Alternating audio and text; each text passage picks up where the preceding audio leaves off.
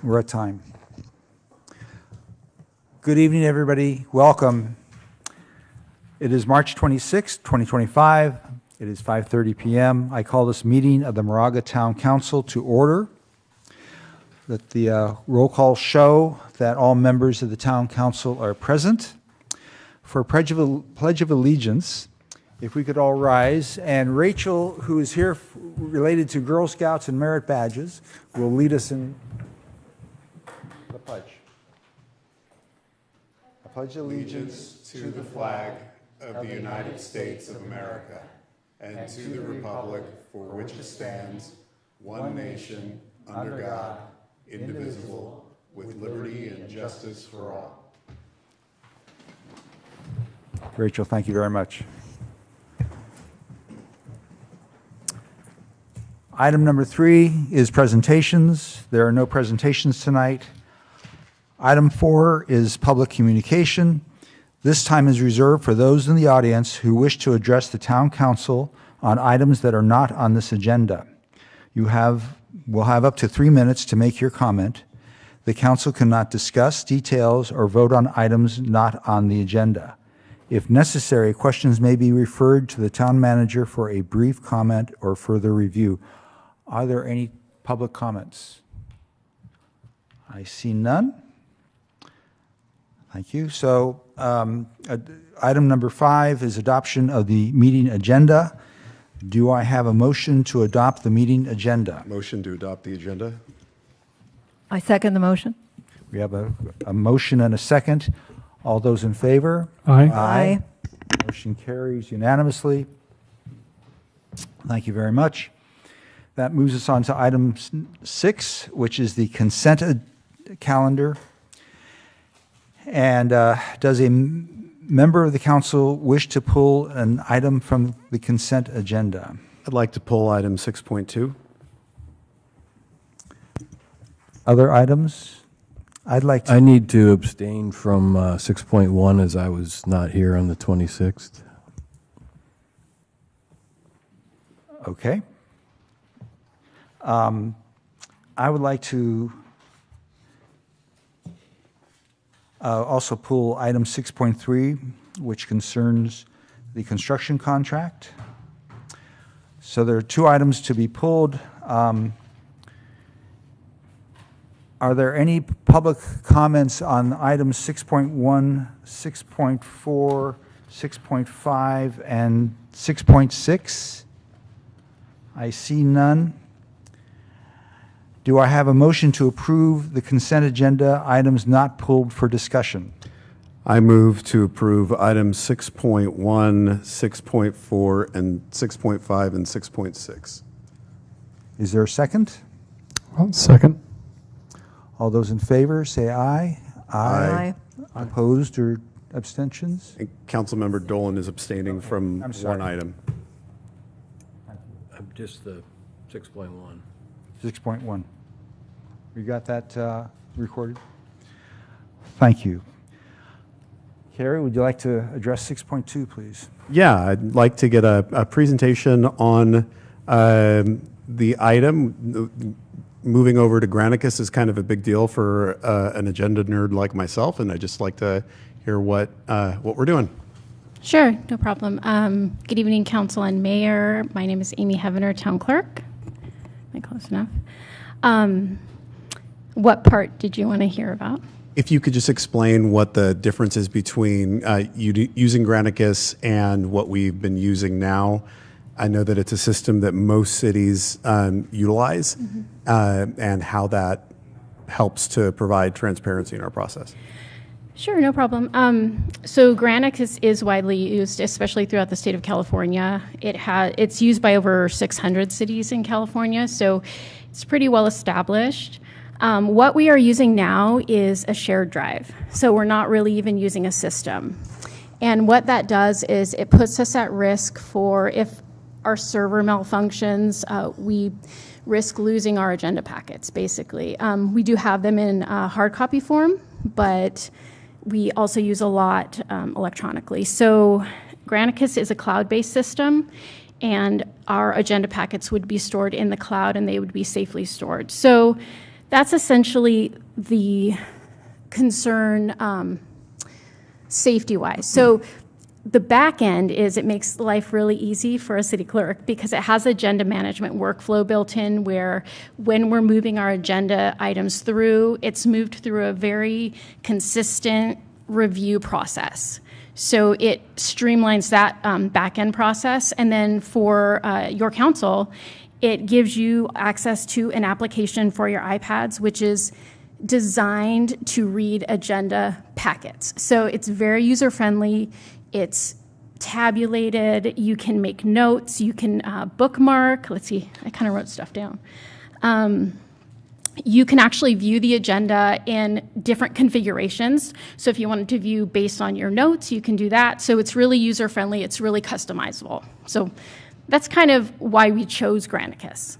Thank you. And I just say that in my last job, I had to review every agenda for every city in Contra Costa, Alameda, and Santa Clara County every week. And we were kind of the odd duck that didn't use Granicus for exactly the reason that Amy mentioned. So thank you for helping to bring us up to date. No problem. Any other questions? No other? Okay, great. Okay. Okay, thank you. Okay, so if we can talk about 6.3. Scott, is there someone who can address the construction contract?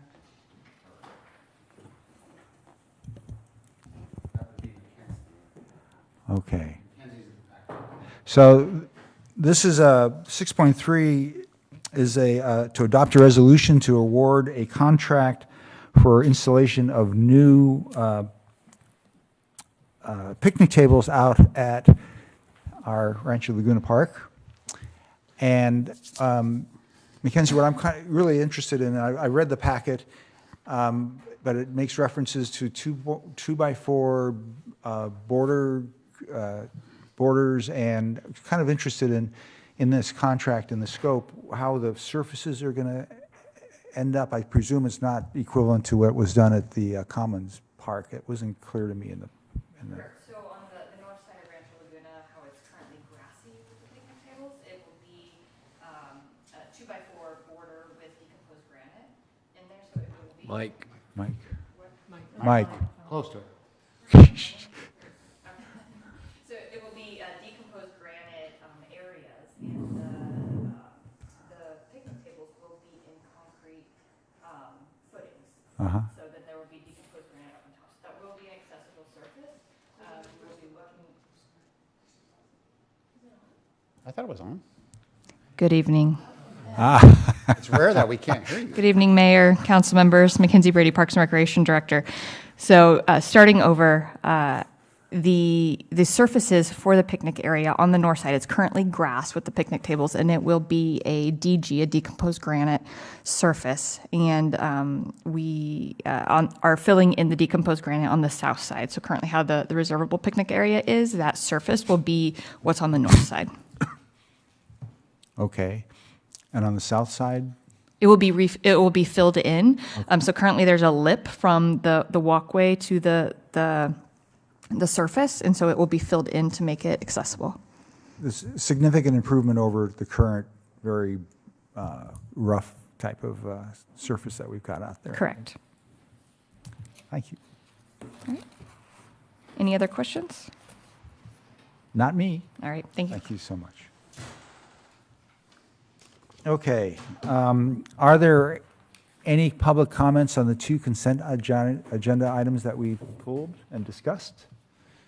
I see no hands. Is there a motion to approve consent agenda items 6.2 and 6.3? So moved. Is there a second? Second. It's been moved and seconded. All those in favor, say aye. Aye. Aye. Me too. Thank you. That moves us on to item 7, which are announcements and reports on activities. 7A is council member reports and announcements. Graham, could you start? I'll make it brief. Don't have any announcements for this week.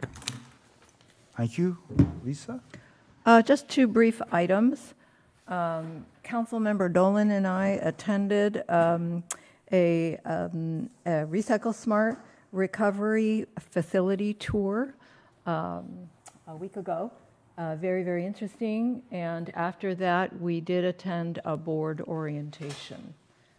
Subsequent to that, I attended a legislative committee meeting for Recycle Smart, but nothing to report on that. Many of the items, we are waiting to see if we suggest support on those items to the full Recycle Board. Thank you. Carrie? I have a lot. Did you want to go to Brian first? Brian? Nothing other than what Lisa talked about. Thanks. So I can go. So last Monday, the 17th, I attended the California League of Cities briefing on their legislative roundup. This includes bills that they have sponsored as well as ones that they're just watching. I'm not going to go into detail on all of the bills that we reviewed, but I do want to talk about some that are in both their CEQA, disaster, and wildfire areas, as I think that they are of note. And I also asked the town manager to share the PowerPoint deck that was provided at that briefing for all of us for review. Some of these I may end up making a position on my own, and I think it also goes to show where we might go with a legislative package. But we have one specifically on an issue that I've talked about, AB 66, which would allow for CEQA exemptions for egress routes to provide evacuation in areas that only have one way in, one way out. There's also SB 252, which is regarding CEQA exemptions for undergrounding of power lines, AB 1456, CEQA exemptions for vegetation fuel management, AB 262, which would establish a California Individual Assistance Act. This would allow for, in the case that there's no federal funding provided, for a disaster area, as has been threatened for some of our disasters, that both municipalities and individual residents would be eligible for state assistance. This is a Cal City sponsored bill. There's also a AB1, which is regarding residential property insurance for wildfire risk. It would require the Department of Insurance to include wildfire mitigation in the next draft of catastrophic modeling regulations. There's more, including grants for home hardening, AB 888, and also some regarding requiring the CAL FIRE to provide to municipalities the updates on maps 6 months earlier than I believe that's the one. But anyway, I would advise the council to review the deck because there's a lot of really important legislation that is being considered in Sacramento. There's others regarding housing, and that's actually the one that I got flipped, where there's a bill that is being proposed by or sponsored by Cal Cities that would require the California Department of Housing to provide RENA allocations 6 months prior to where they are now, which gives towns and cities more time to actually consider the impact of their RENA assessments. In addition to attending that briefing last Wednesday, the mayor and I were able to attend a sit-down with Congressman Mark DeSaulnier, where we again referred and talked about a lot of the wildfire risks that our community is experiencing, and we're also able to hear some of the congressman's priorities for his district. Following that, the council had a council study session, which I'm sure the mayor will provide a report out on. The next day, I attended the County Connection Board of Directors meeting, where we heard about some of the long-term fiscal challenges that the agency is facing, and also talked about some of the statewide legislation that's impacting our transportation programs. In that afternoon, I was part of a California League of Cities delegation that met with California State Senator Tim Grayson, where we also talked about many of the Cal City sponsored bills that I referred to previously. Tomorrow, I'll be flying to Burbank to attend the California League of Cities Transportation, Public Works, and Communications Committee, where we will again develop more positions on state bills impacting Moraga. Thank you. Thank you, Kerry. Really, I'm just going to talk about one additional thing, item. And last Thursday, I attended as Moraga's alternate to the MCE board meeting on the 20th. And just for background, there are 38 community members which are part of MCE, and every community member gets a seat on the board. So the board numbers 38, and there were, I suspect, somewhere around 30 of us there, split between 4 different locations connected by Zoom. And the primary objective of that board meeting was to do the final review and approval of their annual budget. And ultimately, it was approved. Just a couple aspects on MCE at this point. It has a net cumulative position of about $455 million. So this is a pretty sizable, smallish power electrical supplier company. There were, in evaluating and approving the budget, there was extensive discussion, and it was fascinating to see the perspectives from the different members, community members, and it took 3.5 hours to get it approved. And they described it. It was my first board meeting. I was not expecting to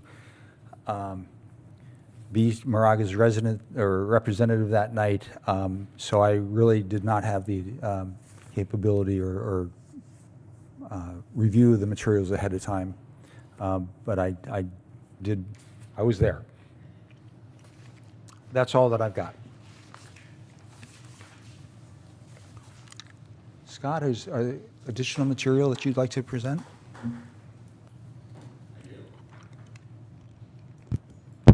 Mr. Mayor, members of the council, I'm really excited to introduce somebody to you and to the community.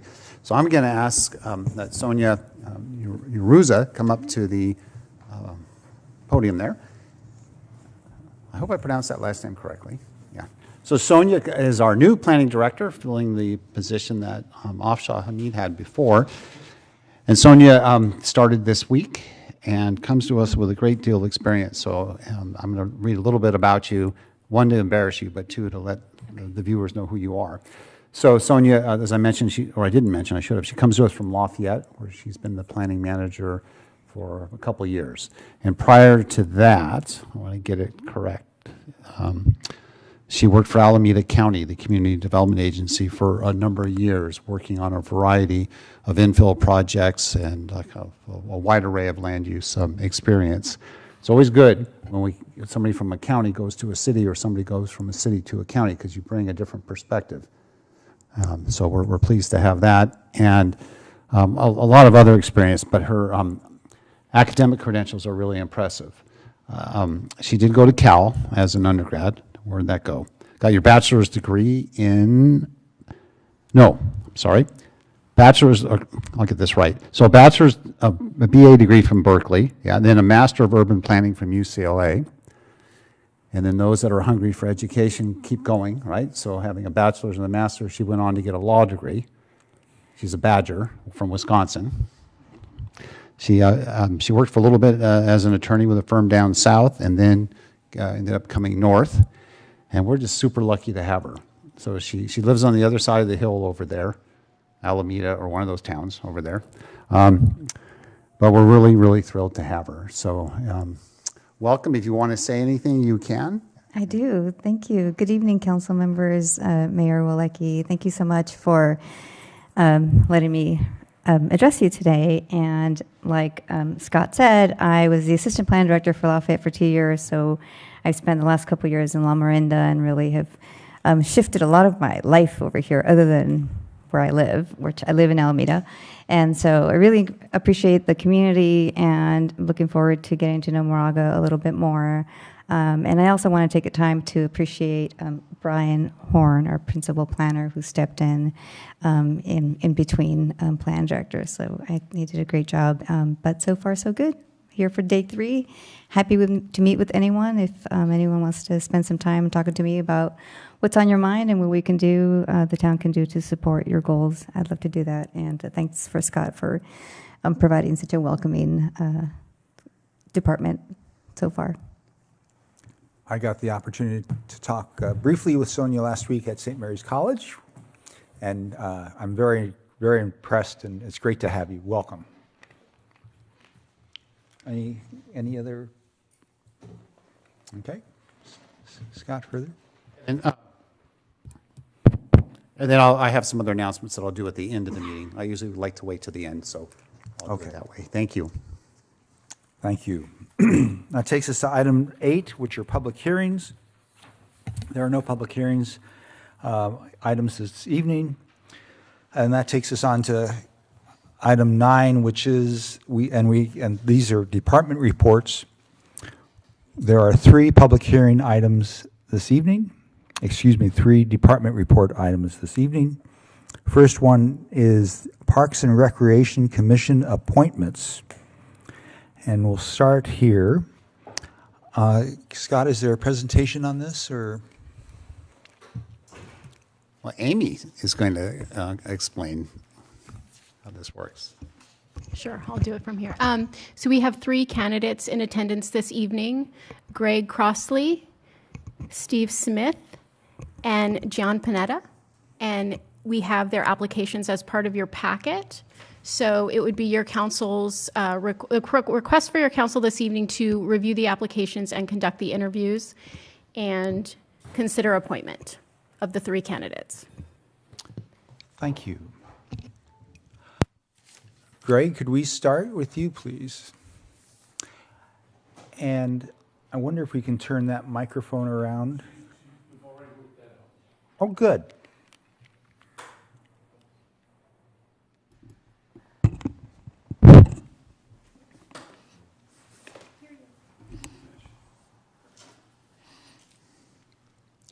Oh, I'm sorry.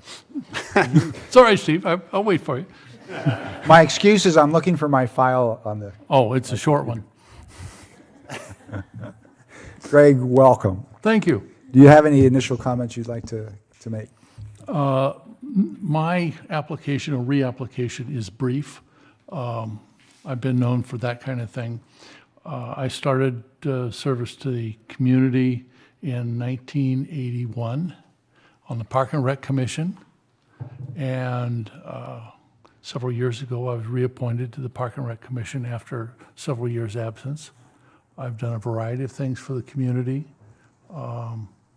including Scoutmaster for Troop 246 in the 90s, a teacher at Richmond High School for 18 years, and an administrator again for another 8 years.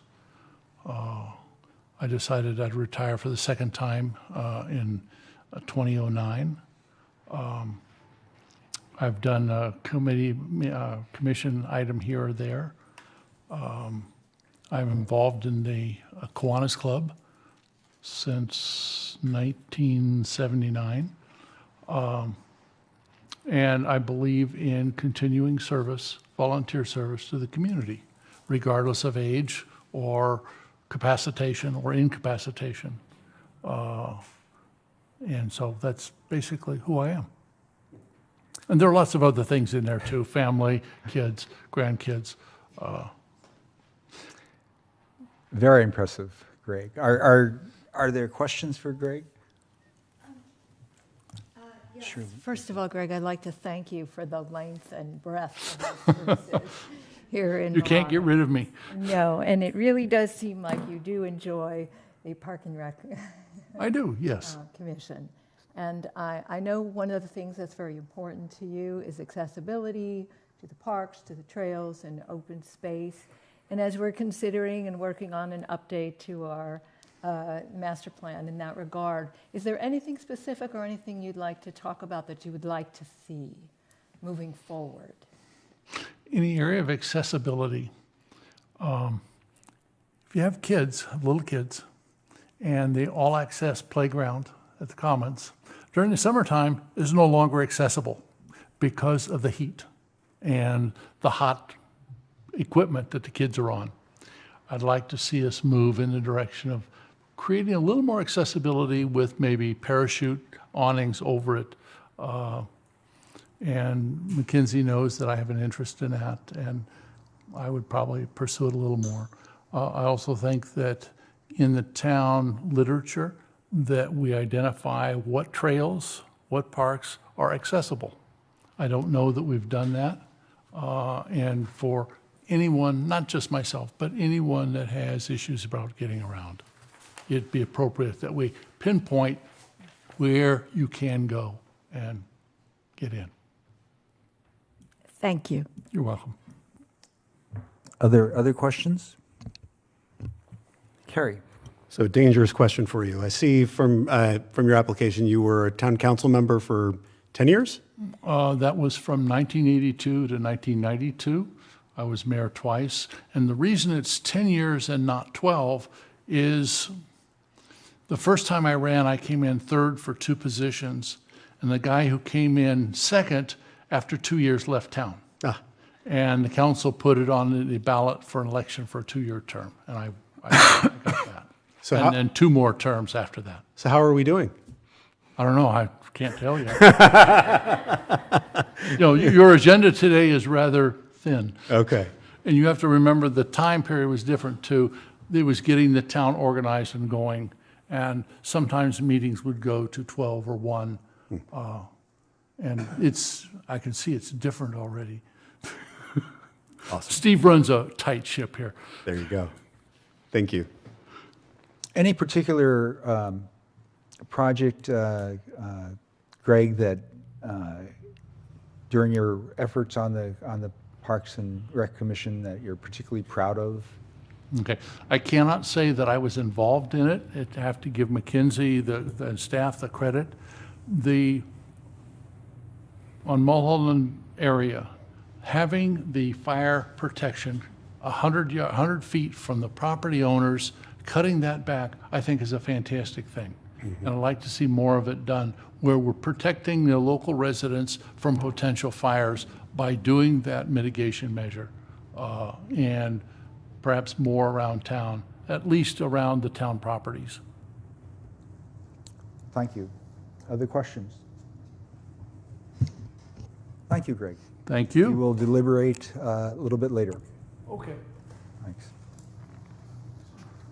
John, would you like to come up? Hello, everyone. I'm John Panetta, Friends of the Council and Town staff. Nice to see you all again.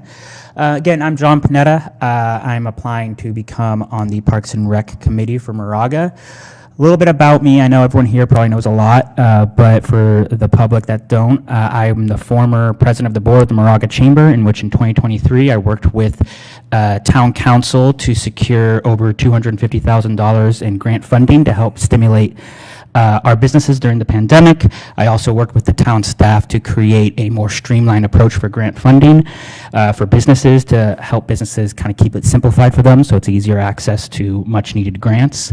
I currently sit on the local sales tax and oversight committee for Measure K, and I also sit on the oversight committee for Measure D with the Moraga School District. I grew up in Moraga, born and raised, graduating class of Campo in 2011. One of my graduating classmates sits on the committee of the local sales tax committee, and one of my other graduating classmates sits on the Parks and Rec. So I'm just excited that a lot of my graduating class is coming back to Moraga, number one, and number two, giving back to the community that raised us. And I continue wanting to do the same thing. Some key facts, I do know that there's an opening on the subcommittee for Parks and Rec for funding opportunities for, I think a lot of it might have to be around grants. someplace that I potentially might be able to help out, given my network in the state and federal levels, to be able to understand more of how I can help and kind of push things along if needed. And I mean, that's kind of a quick summary about me. Don't want to take too much of your time, but I'm open to questions. Questions? I'll at least kick it off. One of the major objectives in the Parks and Rec area is to create a master plan. And it's going to be a significant effort. So I suspect the commission will have a significant role in that. Have you had any sort of experience that might be applicable to something like that? Yeah, I'm familiar with the master plan because as president of the board, when the council was starting to kind of create their own plan to get submitted for review by the state, they came to us to ask for opinions on potentially building more housing in the Ream Shopping Center and how that would help businesses. So I got to know a lot of the property managers there. They got to tell me their ideas and what they want. So I'm very familiar with the master plan. I think we can continue to grow the Parks and Rec. I mean, one thing that comes top of mind is a lot of my friends are disc golf friends. A lot of my poker group, half the poker group is disc golf friends. And Moraga is actually one of the better disc golf areas. And I think we can help promote that. And I know a lot of people who live in Moraga and La Miranda and Contra Costa County would be more than happy to help with that. And I think that can help not only get Moraga more on the map, but also help bring outside revenue to the town. So I think it's that. I think to what Greg said about play structures and when it's those hot summers, I think we need to keep an eye on that. And as well as working with other key members and making sure that, one of the biggest things why parents move here is, yes, our education, the safety, but also open space. I think it's important we protect that and kind of give a give and take with correlation with what's happening with the building of the affordable housing, as well as trying to keep the open space. So I think it's going to be a very important perspective to bring, given my experience in the town and understanding and the different connections I have to that. And that's what I can bring to the table. Super. Thank you. Yeah. Terry. Yeah, so you grew up here. So one of the things that I think for my family that is so wonderful for services that are provided are, for example, the Moraga summer camp programs. Can you talk about what your prior experience has been as somebody that spent most of their life here engaging in a lot of these programs that you're now going to be responsible for to a degree? Yeah, I don't know if it was part of the Parks and Rec, and I forget the camp name, but it was run by Mr. Laurie and Mr. Gruen, who I believe are still at JM. It was them and their wives that ran the program, and it was just basically an extended PE class where it was all these different types of programs that we can do, water balloon flights, capture the flag and all of that. And that's where I spent the majority of my summer. So for me, I think creating activities, especially right now, this is probably the second generation outside of Gen Z with iPhone usages. It's very important that we create spaces within the town that parents feel comfortable to, basically give us to take care of their kids, but provide an environment that allows them to kind of have kind of hands-off supervised play, because it's very important that this is the critical time in a child's brain development in which being able to be in open space and play capture the flag, just like how we were on playgrounds when we were kids. Everything that happened, a lot of those kids now, a lot of your kids aren't experiencing that. And I think it's important that we provide an environment in which these kids experience those things to be able to build the confidence, to be able to build their understanding of how to be socially inept and understand social dynamics, which a lot of the Gen Zs are learning, realizing now that they are literally addicted to their phones. And in their 20s and early mid-20s, when they're polled about it, they wanted their parents to be more active in getting them off their phone, but they're 5, 6, 7, 8. They don't know the difference. So I think for me, it's very important that given our culture and history in Moraga about open spaces and summer camps, that we make a very poignant effort to understand the struggles of children nowadays and be able to provide an outlet for them to experience things that they might not get on the playground at school. Thank you. I also see from your application that you're an alumni of the University of Oregon. That's right, go Ducks. Was President Thompson there when you were there, or was that? Gosh, I don't know. I'll be honest, I was not as involved in the, I guess, the politics of Oregon. My political bug came in when I interned for Swalwell, and DeSanya is when my political bug got me right after college. So, yeah. Cool, thank you. Okay. Other questions? If not, John, thank you so much. Thank you so much. Steve? Oh, dear. Hopefully this is going to work when I stand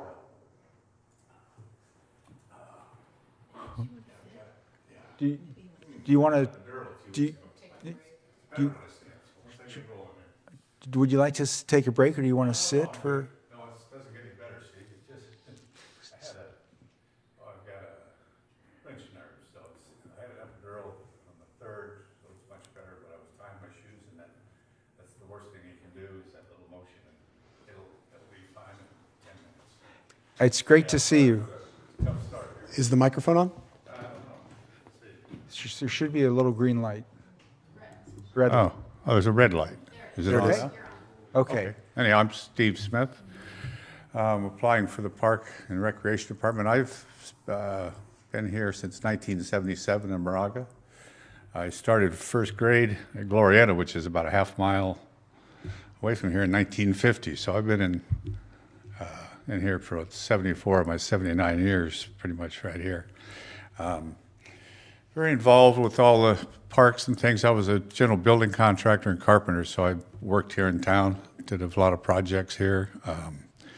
I coached. I was the coach at, both my daughters were pretty athletic, so I coached them all the way through high school. I was with LMYA. I was the president of LMYA because I'm the local contractor, easy to, I'm in town.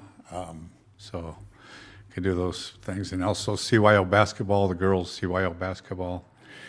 I'm a park user. I'm at the park every day, both parks, walk the dog. When I say every day, I mean every day, sometimes twice.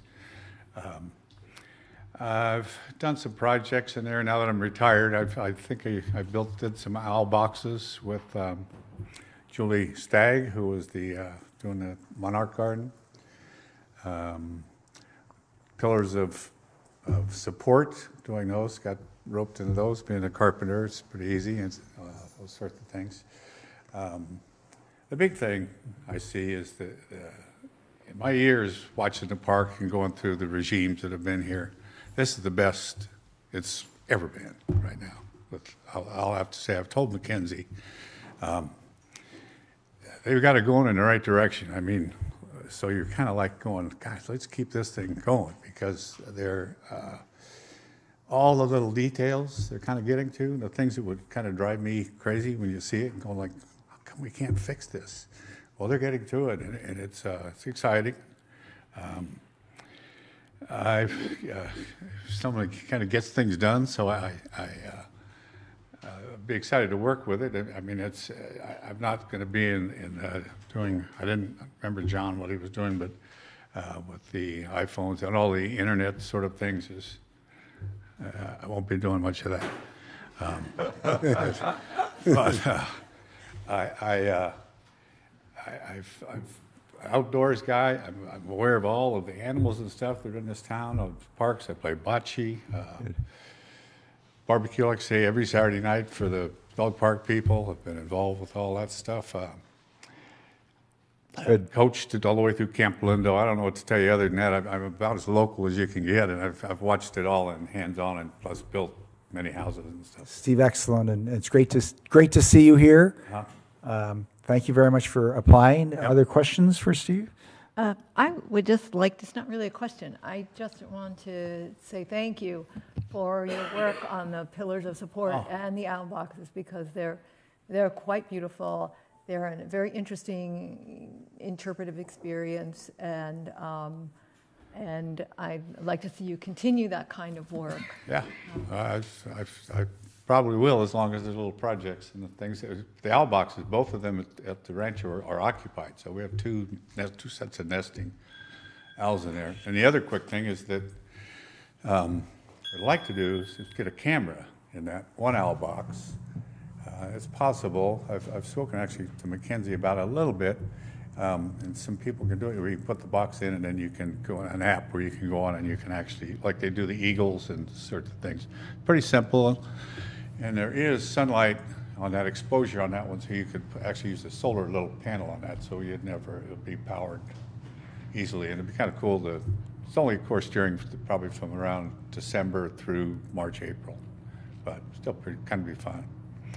Anyhow, just to see all the kids, rather than get off the phone, not off the phones, but how all getting in these parks and looking around at them, and if you can click. Our parks probably could be the nicest parks in the state. It was just not with more budget, which of course more budget helps, but with a little more care and a little more it's possible. Thank you. Question? Yeah. Well, I appreciate your work on the owl boxes. I have one myself that I built in my yard, and I'm about to put up a bat box. Which my wife doesn't know about yet. Question for you. I mean, as such a long-term area resident, you said that our parks are the best that they've been in the time that you've been enjoying them. What deficiencies do you feel like we still have that we should be focusing Deficiencies? on? Cleaned up. They're getting cleaned up better. A little. I think they're talking about the granite. I haven't seen that sort of plan, whatever they're going to do with the tables. But when they do that, just some thought into it. Maybe some opinions on things.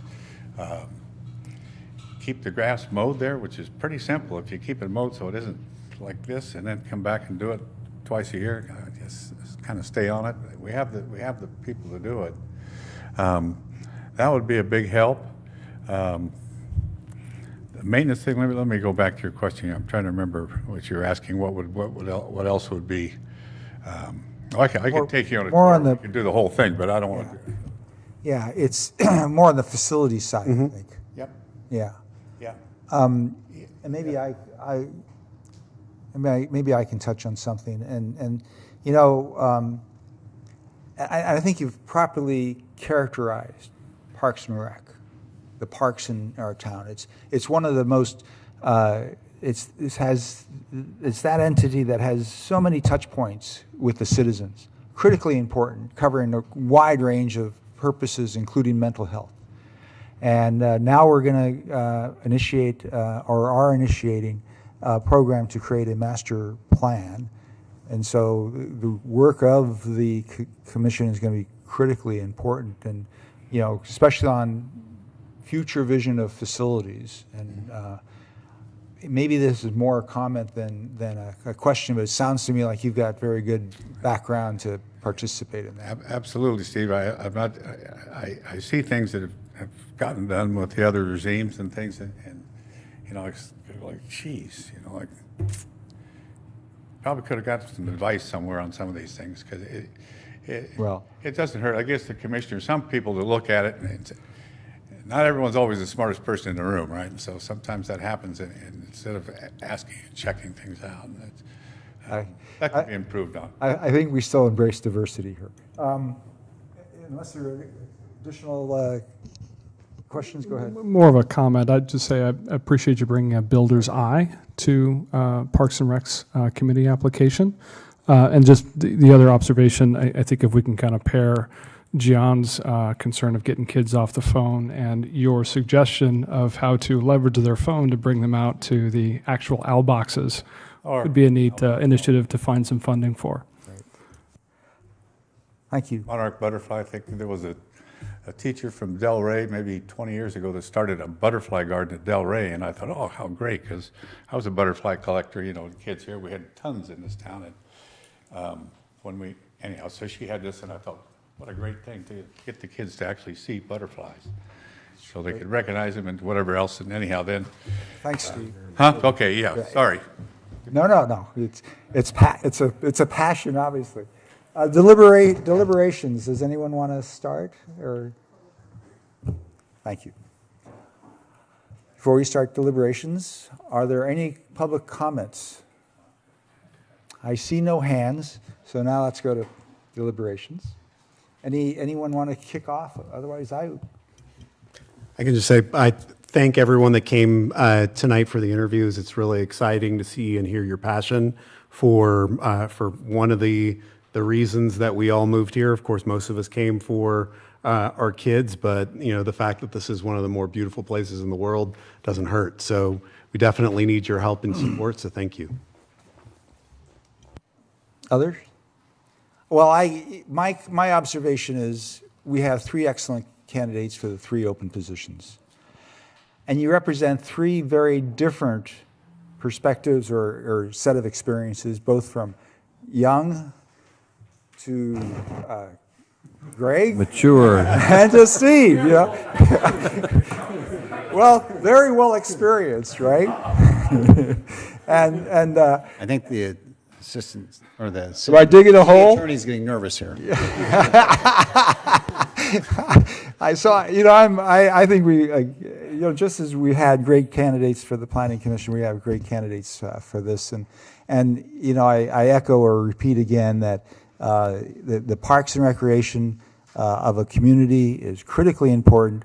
We are so fortunate to have what we have in terms of facilities and personnel and passion.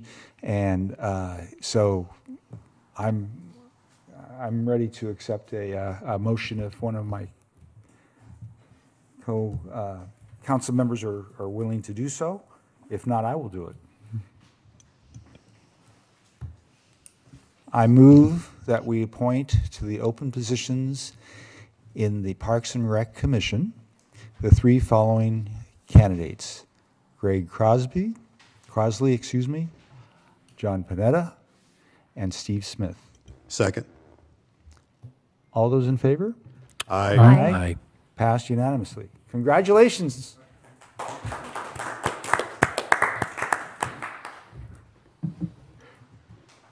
Very good. Okay. The second department report is the support of Acalanes Union High School District Measure T parcel tax. Scott, is there a presentation, a visitor? That'll be me. I hope Mr. Smith will be nice to us now. I'm just kidding. I couldn't resist, but he just walked out of the room. Mr. Mayor, members of the council, this agenda item 9B involves the Acalanes Union High School District Measure T parcel tax item.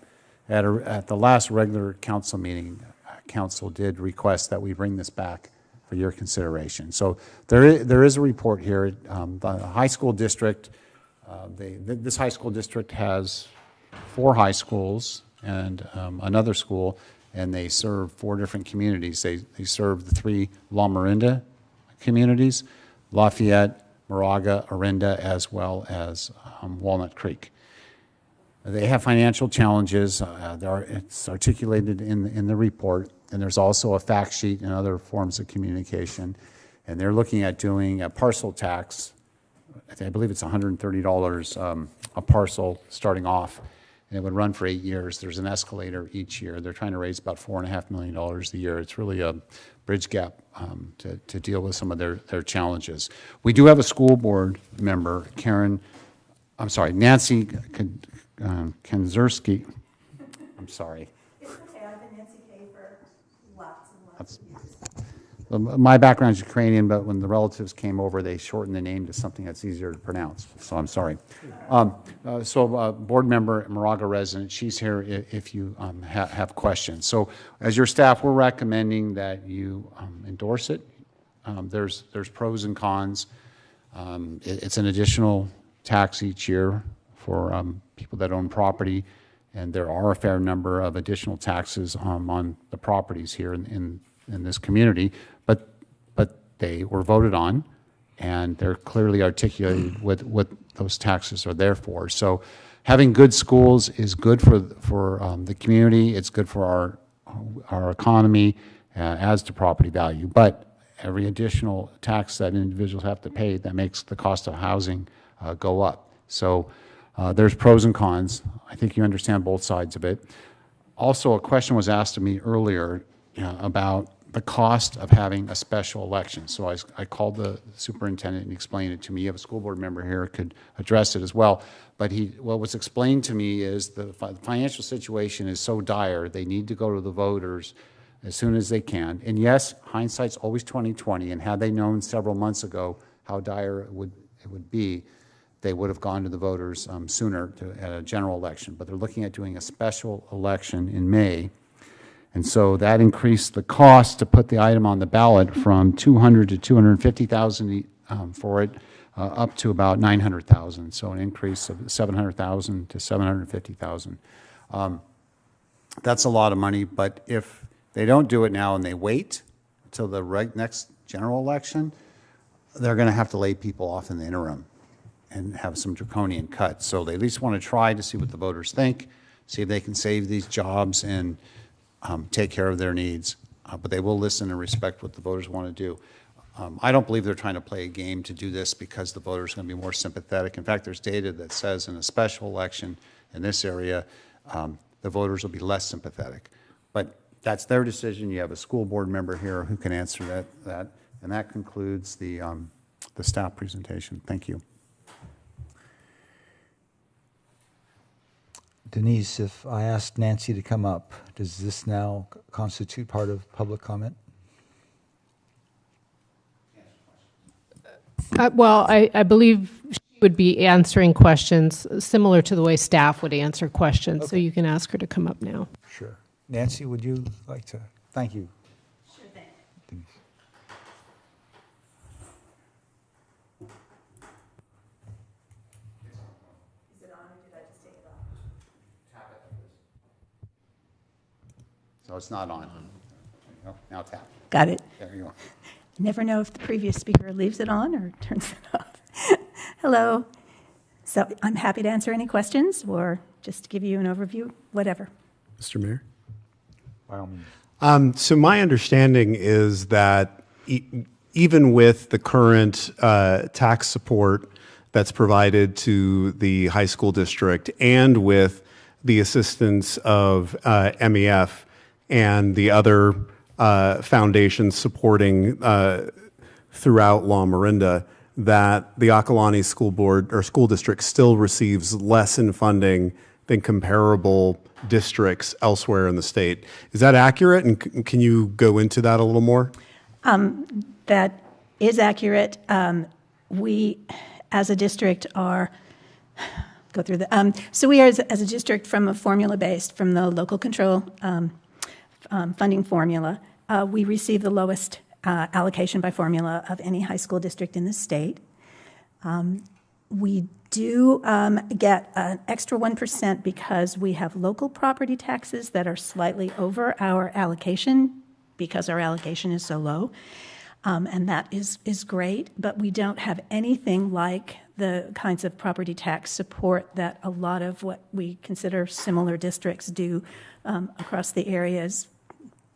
Palo Alto, Los Gatos, lots of the various districts. And it is also true that if you take every bit of revenue that we get, which is very definitely dependent on a lot of local revenue, we have less than the average per student funding for either a high school district or just any district in the state. So we are low funded. We have the advantage of having a wonderful community who prepare their children for school. And so with that funding, we can still provide an excellent education, but we are very much dependent on the extra local funding in order to do that. And I don't think it's been mentioned, our parcel tax, I know there's lots of various taxes.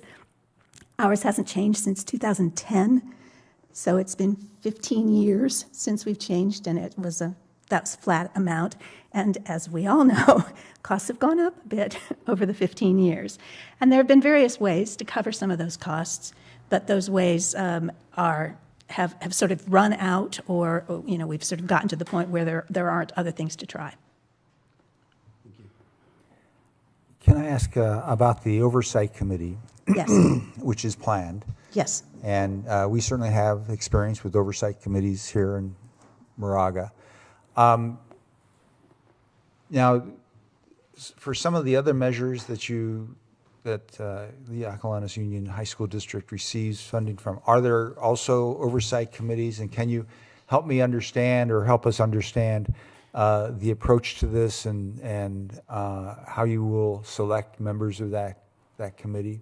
So we have both, for revenue-related things, we have both parcel taxes and bond issues, and we have oversight committees for both. The structure for them is slightly different because for the bond issues, if you're passing it with the particular 55, there's a set of conditions, including the oversight, but we also have an oversight committee for our parcel taxes. This parcel tax that is proposed is essentially identical to our existing parcel taxes because the entire point of it is to cover the gap in funding from what the original ones were passed for. And so the same oversight committee that is currently overseeing our measures G and A are likely to be the oversight committee overseeing Measure T if it passes. Each of the measures would be reviewed for its conditions, but those conditions are essentially the same. If you take a look at the resolutions of each of those resolutions, the uses for the money are the same. That the oversight committee is required to be 7 or more members, and it meets such that there is an annual report, so there's annual oversight, and we get the report. In fact, we just had the most recent report in March, and those reports, like everything else, are publicly available. And if anyone wants to understand how parcel tax money is spent, the reports detail it in all of their various ways, and I'm happy to provide you with the report if you're interested. But we ask for, when those on the oversight committee are on for a term, and when those terms are up, we put out a call for volunteers and do the same sort of interviewing to go on to our oversight committee. Thank you. Mayor? Brian, sure. Hi. Hi. Can you help me understand what is it about our community that results in the formula that gives us less money? Yes. So first let me say I've been doing this a while because I was involved in advocating for increased education funding before I was on the board, and I've been on the board for a few years. So I've lived with 2 different versions of school funding, one from a while ago that was known as revenue limit, and then the current one, which is called local control funding formula. And that one was introduced in 2013. It is a progressive formula, and it's a progressive formula by choice. It starts with a base amount of funding categorized into certain student groups like K through 3, 3 through 5, in terms of the things, but it's a base level.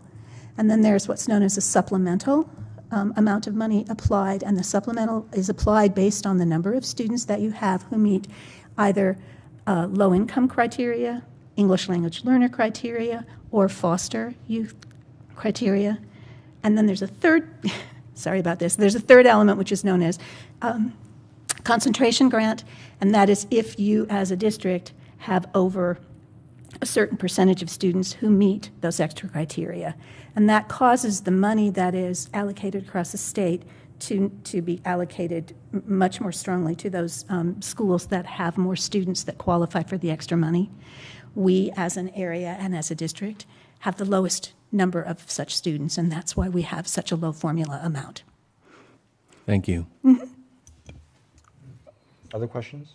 Yeah, just more of a recap. I think we understand there's a present need, hence this being brought forth in a special election. I think it's helpful to have the discussion, and Brian, thank you for the question on why we need the funding and how we got here from being, say, underfunding, but yet are able to deliver high-quality education or outperforming from the dollars spent. So I think it could be safe to summarize that if this were to move forward, the dollars would be gone to a good use with great effect. So if we could just kind of recap and read into the record, just so it's clear what we're endorsing and hopeful that comes forth to the voters.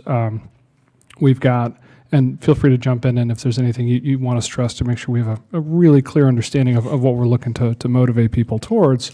Continuing advancement of education programs, including math, science, attract and retain high-quality teachers, which you've covered, prepare students for college and in-demand careers, maintain manageable class sizes, provide library services, academic counseling, career training, keep technology up to date, provide instructional equipment, materials, and supplies to support district's academic programs, and also proceeds shall not be used for district office administrator salary and benefits. Anything you'd want to emphasize for where the money will go, and noting that the dollars spent are dollars well delivered? I think that the thing that a lot of people may not realize is that this isn't for new things. It's to keep what we have and to make sure that we can continue to provide those things. When the previous parcel tax, the last time that we raised it back in 2010, some of you may remember, the financial world was definitely collapsing on the set of things, and we were looking at definitely reducing what our schools could do, including moving away from being able to provide 7 periods in a day and going back to 6, which you can do with less teachers, which is why it's less expensive. But if you do that, your students have less opportunities, less electives, less choices. So we want to make sure we keep those choices, and not just keep those choices, but hopefully keep those choices in a way that students not only get a choice, but that they get their first choice. Because it's those kinds of choices that keep the kids, our students, really engaged. Everybody needs the basic education, but the thing that really grabs somebody's attention is what you want to make sure that you can also provide, because that's going to really spark your students, that's going to bring them forward and really give them a passion for what they want to do going forward. That's the kind of thing that you can do with essentially the parcel tax money and the foundation money. Don't get me wrong, it's not just parcel tax, but with that kind of money. Excellent, thank you for that. And all for the low dollar of $130 a year? Yep. Over 8 years. Okay. Well, I want to be clear, this particular one, all of our previous ones are totally flat. This one does have an adjustment. Correct. Which is capped at 3%, so it's between 0 and 3. It's not, if inflation jumped crazy, it would not jump with it. One more, Steve. Yes. So, can you tell me, is what you spend the money on? I mean, it's a long list of really good things, but it's pretty broad. Yes. Who decides? Is that a board decision on every dollar spent? Are you just the principal, or? It is a board decision in the sense that our budget is determined. It's a board decision for the budget, and it would follow. Normally, the strategic plan that we apply is the local control applicability plan. So the LCAP in phraseology. So it is the board's decision how the money is spent. We do have to make sure that the parcel tax funds are spent in those particular categories, but the parcel tax does not designate how much in each year on one category or another. It's more like a block grant. So it's a block grant that says it can be spent on these categories, and then each year it can be designated as needed for that year. Okay, thank you. You're welcome. Final questions? Are there any public comments? Nancy, thank you so much. Thank you. Casey.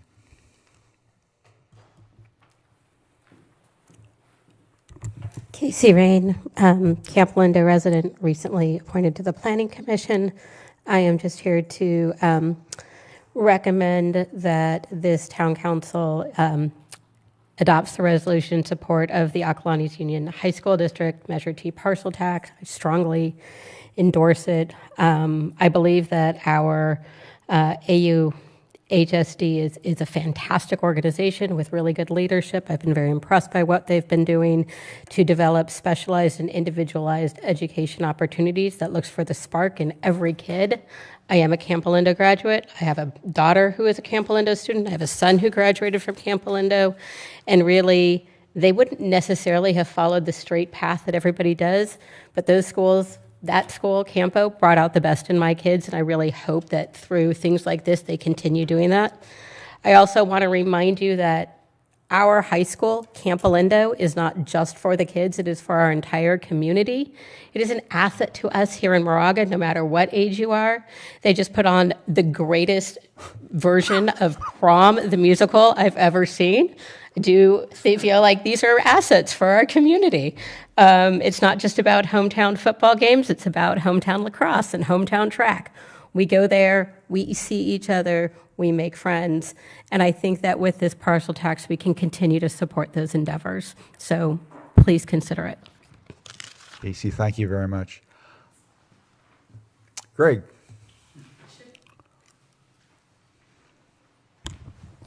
Greg Crosley, resident of Moraga. I'm one that tends to look at parcel taxes with a jaundiced eye. I don't really like them. But what she said was that we are in the lowest level of funding for school districts. Why? Because we're affluent. We don't have many foreign language speakers. We do, but they speak English. And other things. We, as parents, bring something else to our community and our schools that not everyone else has. A parent is noticed by their absence on back-to-school nights. Some places, parents are noticed when they actually show up. We have parents that are involved. And because we are affluent, because we have this and that, we don't get as much money as other schools. And for that reason, I feel that we should go ahead and support the Acalanes District in their request for additional funds. Thank you. Greg, thank you very much. Any other public comments?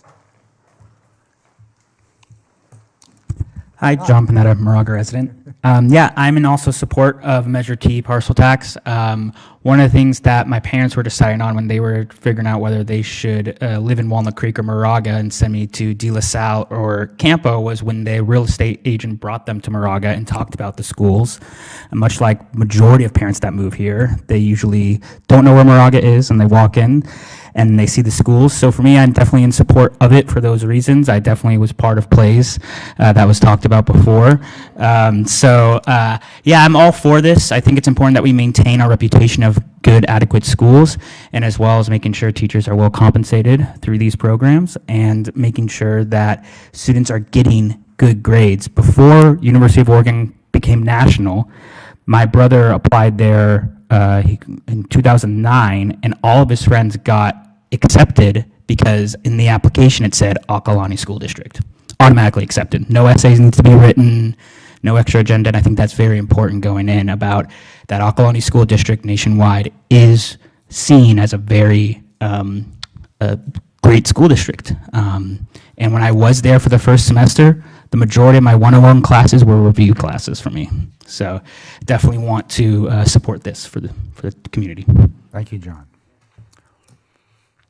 Deliberations. Carrie? Full disclosure, I've already endorsed Measure T. I have a couple signs for it out in front of my house. I do not yet have kids old enough to be attending the high school district. My oldest is 7. But I hope that by the time the 3 of them get there, that our schools are able to continue with the reputation that they've had that John just referenced. And again, the reason why we all moved here. So thank you. I think there's also a sign on Moraga Road next to your fence. That's still my property. Other comments from? I would just say I concur with all of the comments. And to also note, one of the wonderful things about living in this community is we have a history and tradition of supporting our schools. And that's one of the things that makes this community so very strong. That's my only comment. Thank you. Graham? You're good? Brian? Well, I would just like to say that, when I first heard about this, I felt myself becoming the grumpy old man on the corner who doesn't want to add any more school-related taxes to my currently $1,300 a year. I looked and added it up between the two districts. That's what it is now.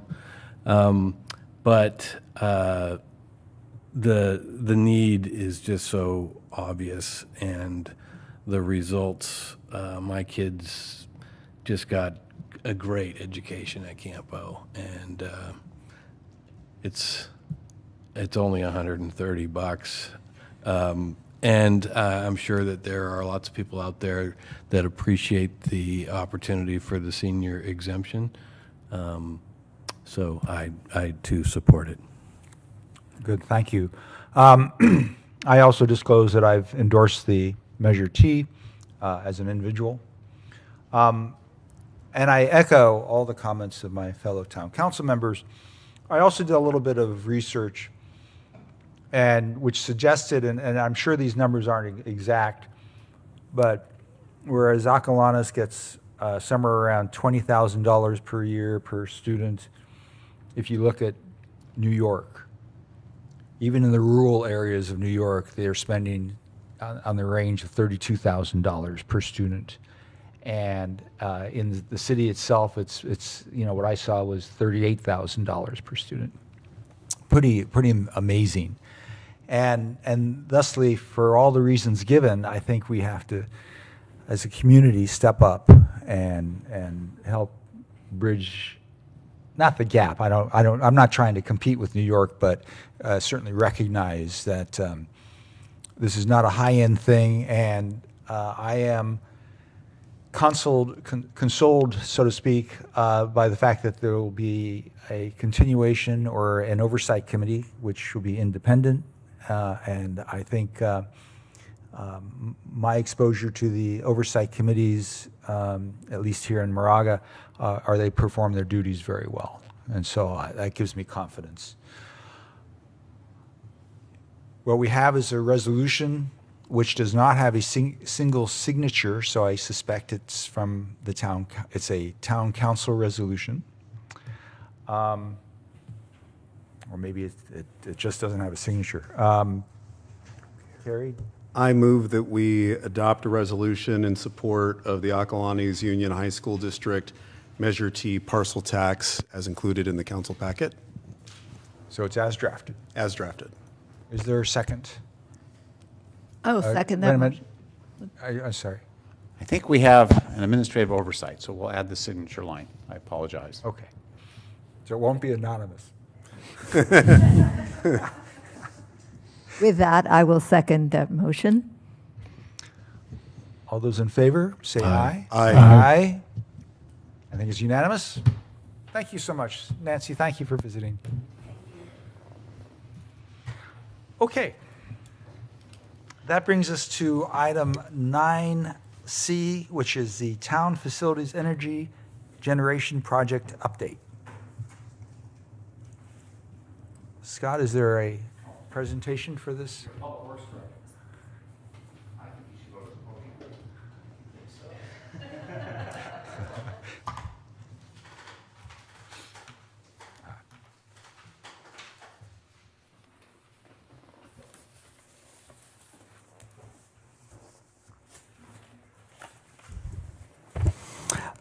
I will come to the podium briefly. This is Sean Knapp, your Public Works Director and Town Engineer, so I can introduce another person on our team.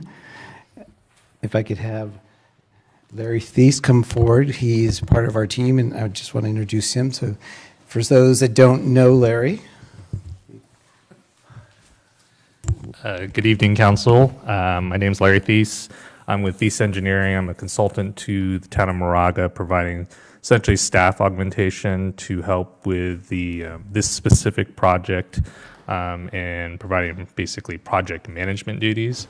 My background is with public agencies. I used to be assistant city manager and public works director for Rinda prior to me going to consulting, so I'm very familiar with these type of items. So my role in this particular project is to help represent town of Moraga staff in working with the consultant, that's Clean Coalition. They are the experts in preparing and reviewing solar installations. I'm more of the perspective of how do we make sure we process it through the city, or the town in this case, and also assist Sean on whatever he needs on these elements. And I believe Sean's going to do the presentation, but I'm also available for questions if there's some specific details. So thank you.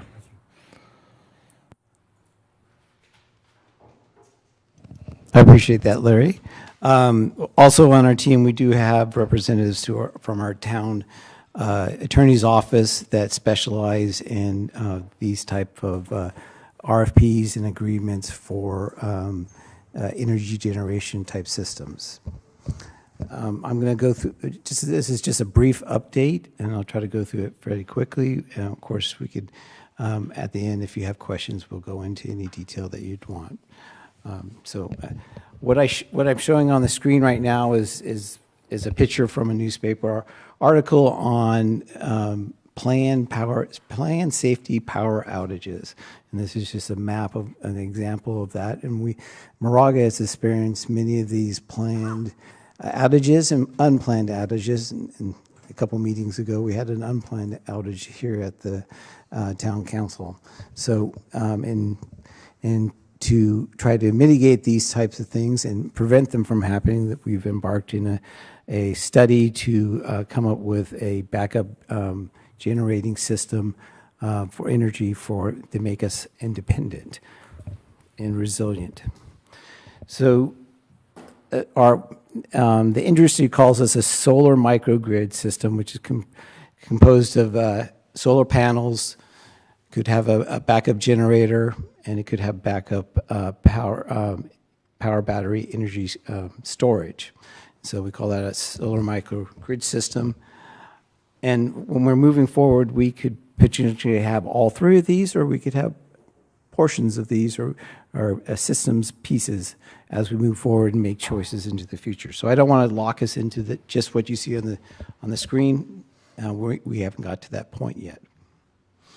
So just a brief background. I'll try not to read everything that's on the screen here, but we were experiencing significant power outages that council approved in June of 2021, a study session on determining what options were to provide resiliency in our energy, provide to our facilities. And we hired Clean Coalition to do that analysis.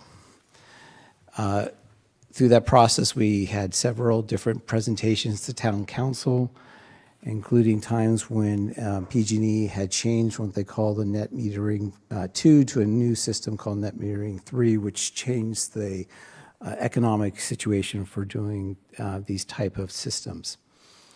We authorized Clean Coalition to move from their study to developing a request for proposal, which is going to be a document used to provide us build and maintain systems, but with options whether the town finances it directly with their own financing, or has another financer build the system, maintain the system, and then sell the power to us, just like PG&E does. In either case, we would not be disconnected from PG&E if we need energy from the larger system, so we wouldn't be stranded. So moving forward here, in the years that have gone by since we've initiated that RFP process, we've been preparing schematic drawings for the three facilities that were chosen based on the economics. That's the town hall, the council chambers here, which also serves as the courtyard, and also our emergency center, and then the library. So we're preparing that RFP. That's what Larry, myself, and our town attorneys group is working on with Clean Coalition. But we've, through this process, and we've been closely analyzing potentials for the sites, and we've found that the library site has some constraints or some challenges, and I'll go into that in a couple slides here. We've also issued a work authorization to DK Engineering to start preparing plans for repairing the parking lot at the town offices here because of existing ADA compliance issues that we want to address in conjunction with this project as we move forward. This is a very busy graph, and we've had a lot of previous presentations with a lot of information. I really don't want to try to go into all the details here, but there is some things that are circled here and some arrows. The main thing to look at is that this time the proposals will be based on, or the estimates that we're basing our economics on, more so, is about 40 cents a kilowatt hour that we would pay a provider to us to provide the energy. And that 40 cents would go back into paying them their profit and the cost to build the system for us over a 25-year period. And we've looked at doing this financing through an outside vendor, or we could also potentially build this ourselves with financing the monies or using existing funding that we have to build it ourselves, and we have the costs for those options. You can see in the bottom left-hand corner, there's a graph with a multicolored line going up, and that's indicating what they're estimating PG&E prices to be escalating over time. And that's how they're going to, that difference is going to go past the point of where we're paying 40 cents a kilowatt hour to a point where there's going to be both the savings for the town and a profit for the contractor that would build the system. The general layout of the three facilities, this is the Town Hill. They'd be in the front of the parking lot. They would put canopies. That's shown in the bottom half of the screen there, a canopy with the solar panels on top of them. We'd also have another section under the parking spaces closer to the building, more solar canopies, and then also on the roof of the building. And then there'd be locations for the backup generator systems and the batteries. At the courtyard or chambers here, we would utilize the roof for a portion of the solar panels, but also we'd put in covered canopies in the back area where the vehicles are parked. Now we move to the library, and this library gets complicated. And so there's both a yellow shaded area and a blue shaded area. And we'll start with the blue shaded area at the top. That area is actually property of the Central Contra Costa Sanitary District, and we actually basically lease that off of them. They have a pipeline that goes underneath the roadway area. That's actually their property. We situate our parking lot, a portion of our parking lot in the front there. They are fine with that lease to us, but they would not allow us to put canopies, with foundations going into the earth, and all that would be in the wiring and everything. They would not allow us to continue the lease with that kind of intrusion to their property. So we had to rule out the front of the library parking lot area. Then we moved to the yellow area, and there's actually a PG&E high voltage line system that goes above that area. And they have a lease, an exclusive lease, that we have to, no buildings, no structures can be underneath their power lines or within 25 feet of their power line system. So now this other area of the parking lot is off limits for us to put canopies also. So we've pretty much almost eliminated all possible areas within the parking lot to put canopies. I'll show some more pictures so this hopefully makes a little more sense. You can see both in those parking lot areas, we have utility lines, and you can see to the right you get the high voltage lines for the PG&E lines in the front here, along the right side of the screen, and on the front we have some other lines, but it's really what's underneath with the sanitary district in the front of the parking lot. You can also see, in the background, you can see our Moraga library with its tile roof and several majestic redwood trees that have sprouted other redwood trees over time very close to the building. So here's a picture from the roof of the library. And if you can, there's a bright spot kind of peeking through the trees there, and that's actually the sun. And so if, at the end of the day, it becomes when the sun goes down, well, in this case, it is going down because you cannot, there are certain times of the day you get very limited sunlight to the roof because it's surrounded by these significant trees. So for us to move forward with a project, we would have to locate the solar panels on the roof, which is very typical. And actually, you know, from a cost standpoint, it would have been less money to locate them on the roof. But then the trade-off is you have to remove the trees, which is the cost itself. So we don't have the exact figure, but it's somewhat of a break even because canopies are a structural element that's in the ground that has to be designed a certain way to withstand wind loads, earthquakes, and all kinds of other loads that would be put onto them, and it's an expensive endeavor itself. So we thought we were going to be doing that, and that cost would be covered, of course, through the process. But in this situation, we can't do that, and so if we move forward with the library, and the only way to locate it would be cost effectively to stay within the project's estimated budget would be to be on the roof, removing trees that we show in the pictures there. Okay. This slide just provides you some examples of what, you know, solar panels would look like on top of roofs, on top of canopies, on top of roofs with red tile roofs, like the roof at the Moraga Library, where in this situation they just inlay them within the existing tile structure and they find room for them and remove those red brick or red tile shingles out and replace that with the solar panels. Much different look. So the next steps in the project, and we'll talk about the kind of the ending to this, but we're currently working on the RFP. We anticipate this closing up within a month or two, the process of developing it. The town council has to have a public hearing designating that we're going to be using a design build process with savings being possible through a negotiated contract.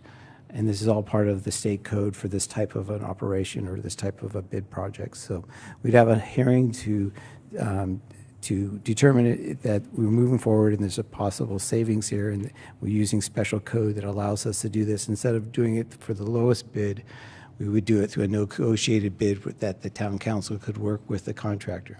And that negotiated bid it allows you to modify and determine which components you would want and how you would pay for that cost. And you could go through that process with a proposal that is a proposer that is deemed the most value to the town. So we need to get to the option where we have proposals that you can have a decision, and the decision could be multiple paths that you can negotiate with a proposer that you could select. So that's very important for us moving forward. We're not at that step where we're decision-making part. From that, we're going to have a bid period coming through April through July. We'll make recommendations as staff to a selection of a particular proposal. We'll bring it back to the council late this year for the council to evaluate. And once you do evaluate a proposal, if you like any of them, then you have the ability to also modify the scope of the work based on this process. Okay? And once a contract is awarded, depending on how long it takes to negotiate a contract, we could have the designs as early as 2026 and possible construction between mid-2026 into mid-2027. So that's the end of the kind of formal presentation, and I will welcome any questions. Both Larry and myself can answer any questions that you may have. Mayor? Brian? start? Thanks, Sean.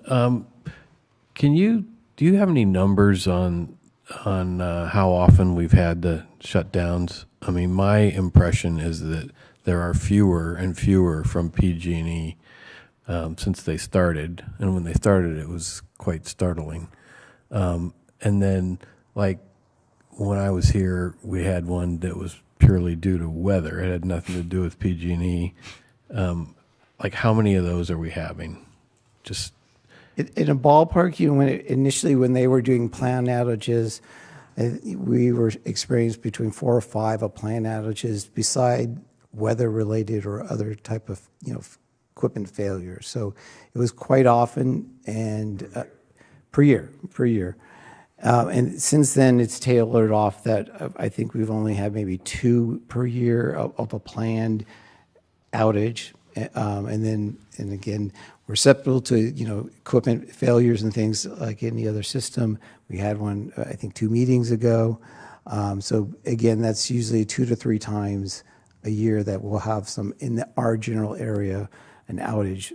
And we have 3 facilities here that we're talking about. The library's probably in a different zone, so it may be affected differently as far as, when an outage occurs over here, it may not be occurring over there.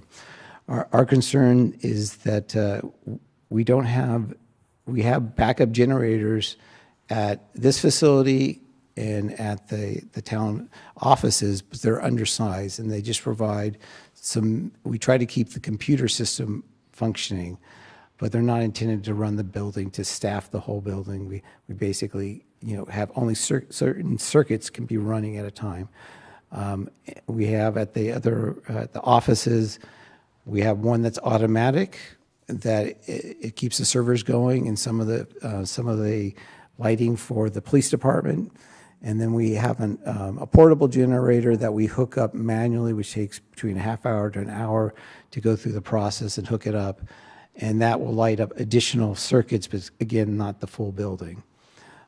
So in an emergency situation, we would prefer to be resilient, and we can handle anything that's going on to help the community. Mm-hmm. One follow-up.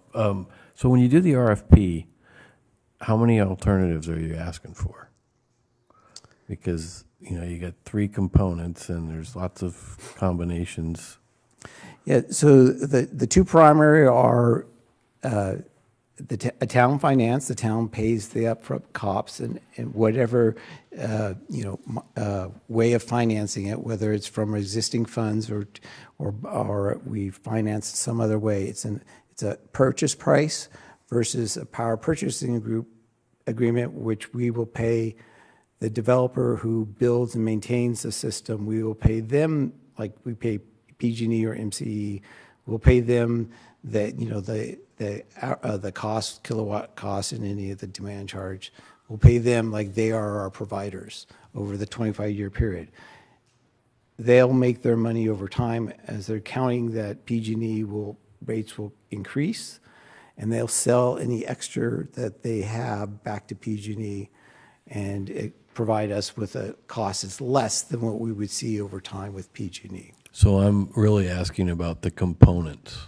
Yeah, so then in the component part is once you choose a proposal, you can then go back and re-engineer what components you want, because you have a price from them and you can negotiate adding, checking things, removing things, and go through a process.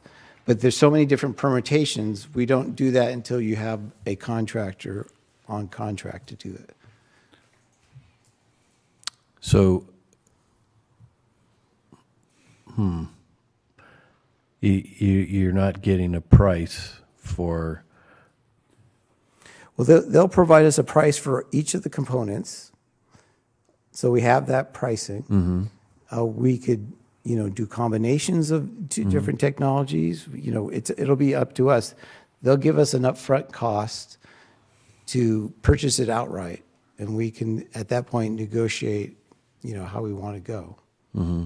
And I just want to make sure that we would include something like generator only. Yeah, so I have another slide here. We've gone we've looked at so many different permutations of different, options. So we've looked at every option. This is the example, if we just do generator only on the screen here, on the right-hand side is each of the costs for the town hall, the council chambers, and the libraries. This is the purchase price for us to go through the process to purchase, install, and have a generator. So we looked at every kind of option, every direction. And it'll be, when we have a proposal from a contractor or a provider, you'll be able to see what their price is, and you'll be able to make a decision, does this make sense to you or not? But until we get the proposals in, we are estimating things, but they're not hard facts. It's just like a road project. We'll put out an estimate, we'll put out the specs, the market will tell us what the price will be, and the council will make a decision to move forward or not. Thank you. Larry? I would add, just to clarify, because I'm listening to the conversation, the element that Sean is showing right now is a very important graphic in terms of the resiliency option of just providing diesel generators, essentially, is about $650,000. What was included in one of the slides that showed, the graph with the different colors and on that, it does include generators as part of the sort of proposal, but it's not just by itself. The intention is that we're requesting proposers who are interested in building a solar grid system, including batteries and diesel generators at our request, and that the system essentially looks similar to what you saw today in terms of the pictures, mostly on the roof, canopies, libraries exclusively on the roof. They would own those systems, and they operate them, so the town doesn't own them. The only thing really the town is doing is, under a power purchase agreement, just to be clear, that they will provide the power to the town at a fixed price. And the town agrees that they're going to pay that price for, in this case, a 25-year period. So you get a fixed price going forward. When you look at the graphic right now, or that slide, I don't know if Sean, if you could pull that slide up. I think this is kind of important because I know not everyone was here when this discussion happened, before. Your PG&E price is generally lower than 40 cents a kilowatt hour right now. It's rising. It's actually getting pretty close to it already. But when they did these numbers, the reality is you're probably going to pay more initially. That's just the nature. You're financing your improvement essentially, or your fixed price over time, and that you're going to keep it fixed for the next 20 plus years after that. And so included in this overall price was to make sure there's batteries and diesel generators. But if the town wanted to just pursue diesel generators, which they did have that discussion before, that's a relatively smaller cost, right, in the scale of $650,000. I don't believe that a power purchase agreement is appropriate for that situation, that you're not going to finance $650,000. But what you have is generally what the estimated cost for the system is, I think, close to $5.3 million essentially. Or I'm sorry, that's the savings, but the $5 million in the second column, the red column, is what they figure that's what someone's going to have to build. What are you going to save electricity-wise over that same period? The difference is what's circled, essentially. So that's the graphic that you're seeing here, so you understand it, that the town could pursue a cash purchase, but you would have to come up with close to $5 million today. But then obviously you would save a lot more money because you're not financing and having someone else build it for you. You're going to own it. You do have to maintain it too. That's a cost that's not really built into what I just talked about. But that's the difference, is that the PPA allows essentially for the town to finance this improvement over time by getting its savings back by fixing its electricity rates. So hopefully that provides a little more context. Yeah, I get, I'm starting to get a better understanding of what council asked you guys to do before. My concern, and for the decision you're going to ask us to make some months from now, is that it's possible that, I don't want to lose track of the possibility that just generators are the way to go. So just so staff knows that needs to be one of the choices, even then, even after we get all this. I think that decision point's still available, right? You're at the stage right now of trying to find out if there's a PPA provider out there at all, one, and that they will be willing to give you a price for the system you are generally asking for at around 40 cents a kilowatt hour. If the proposals comes back higher than that, these numbers are going to be very difficult to show as savings. And you will have to, it would be probably pretty clear to the town that, no, this doesn't make, now you could still pursue it, but you can't do it under the government code 4217 because that is set when you show a very specific savings that you can sort of not do the typical public contract code. And so that's the difference, right? And frankly, I don't know if the town would want to pursue that. You would want to consider, well, do we want to scale back? Those are still options that are available, but we don't know. None of us really know until the RFP goes out. And I think that's the council wants to see, right? And so that's the next step. And then once those are here, we can present them and you're going to make that decision. Terry? Yeah, a couple questions, and also just wanted to clarify a few things. So my understanding why we haven't experienced as many public safety power shutoffs recently is because of the installation of reclosers on the lines coming into Moraga, which have allowed for segmentation so that if there's a strike on the line, that section goes off without putting off everything. It's also one of the same issues that was causing glitches in the Campo neighborhood for a little over a year. Is that an accurate assessment?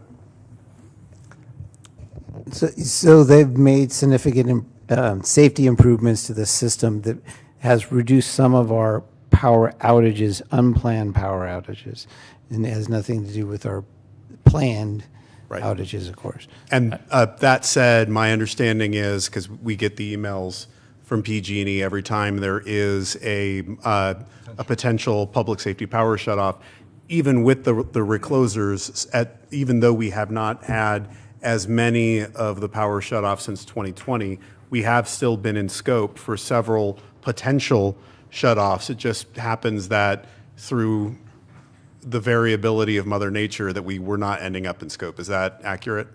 That's accurate, yes. Thank you. So another question that I have, looking at the revised layout of the library site, I know that in our original proposal, when we examined this, that the hacienda was included in the sites that were going to be looked at. I'm wondering whether or not we should consider in scope looking at the hacienda as an alternative to the library and just seeing which one actually would end up potentially with the highest potential for generation, given the roof surface there. I know there's also tree cover. That's probably as far as I want to get into that particular one, given how close I live there. I can tell you, though, that having removed just 2 trees with the same sun direction as the hacienda, I increased my power generation by almost 5 megawatts a year. So I'm sure that it gets sufficient. Is that something that can be included in the scope as an alternative to the library, or is the scope pretty much set with what we put in the RFP? Well, based on the analysis and direction from council, we have excluded the hacienda, and you go back to the tree issue. And so the hacienda has, again, similar majestic trees that prevent production of solar power. In addition, many of the buildings are not sub-metered, but metered with their own meters, which adds a cost to it. Each of them is individual. They're not coming off of one meter, so each of those have to be upgraded, which added additional, cost to the system. Sure. And so the numbers didn't pan out, and so from that, that was the one location that was eliminated. But we'd have to, make more adjustments to the site and costs to bring it back in. Going back to the library layout, are all of those trees that would potentially need to be removed for generation, are those all our trees, or are they on somebody else's parcel? They're all on our parcel. They're affecting the building structure, the foundation. We've paid out claims to the neighbors because the branches also fall on neighbors' properties. The root system is quite large and has affected the neighbors nearby. So, you wouldn't, if you were planting a 0 or 5 foot zone, you wouldn't put a redwood tree next to your house, kind of a thing. So, Sure. Unfortunately, over time, the redwood trees have multiplied.